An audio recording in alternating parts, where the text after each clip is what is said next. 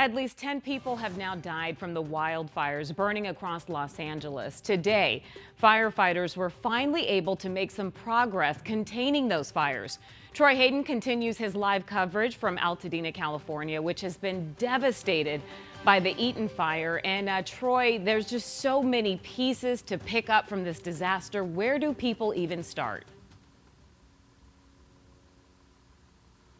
Yeah, I mean, you wonder, right? I think it's going to be literally years. It could be what, 3, 5 years? And how do you even start cleaning up this place? But let me show you right now, Caribe, what the operation is here on this street. So you've got what they call a water tender here. This is a big 500-gallon water truck, and they fill up a brush engine. Both of these trucks are stationed here just on this street 24 hours a day. And what are they doing?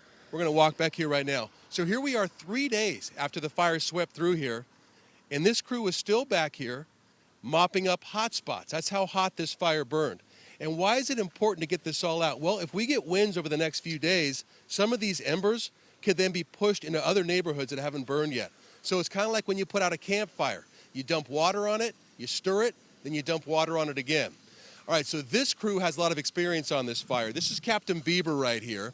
And he and his crew were on this fire just hours after it started. He shared some video with us. Let's go ahead and roll that video. This is video you're not going to see anywhere else because this was taken by the firefighters. So they were down in Altadena.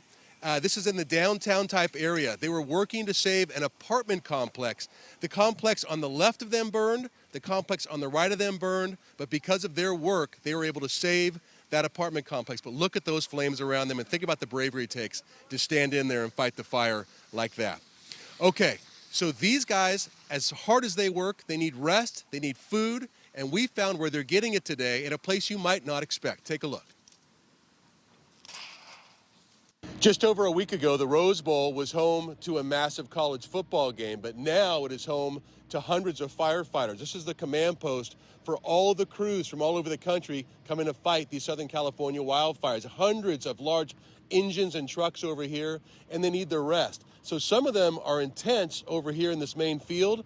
Others, though, are sleeping in these big mobile sleeper company cars where they come in, they're air conditioned, they have bunks that they can catch the much needed rest. And if they need to, they even have a mobile laundry service over here. This trailer is all full of washers and dryers. But again, this is a small city coming together to fight these fires. So the way they're working out here at Caribe is it's 24 hours on, 24 hours off. So they are almost off. They said by tomorrow morning, they're going to get their 24 hours of rest and then get back out here again. But just a Herculean effort. And you could tell by all those hundreds of trucks out there, we were out there early this morning, what this effort is like, and firefighters from really all over the West.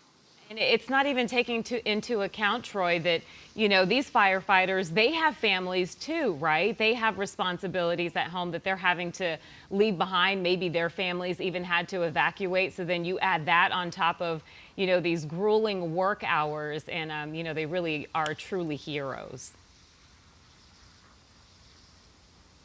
Yeah, I mean, you have to want to give back to do this job. This is tough. Look at this. This is tough, dirty work. You know, standing in these ashes and, you know, working this the way they do. And then they get out, you know, this is a brush truck. So these are the same guys who go out, you know, and with shovels and dig up, you know, brush that's been burning all day. So this is a tough job. And you have to take your hats off to them. And for the places they were able to save, even though we had so much loss, I'm sure we would have had a whole lot more if these guys weren't here. Yeah. All right. And hats off to you, too, for your coverage and just giving us a really intimate view of what's happening there in California. Troy, we'll check back in with you a little bit later.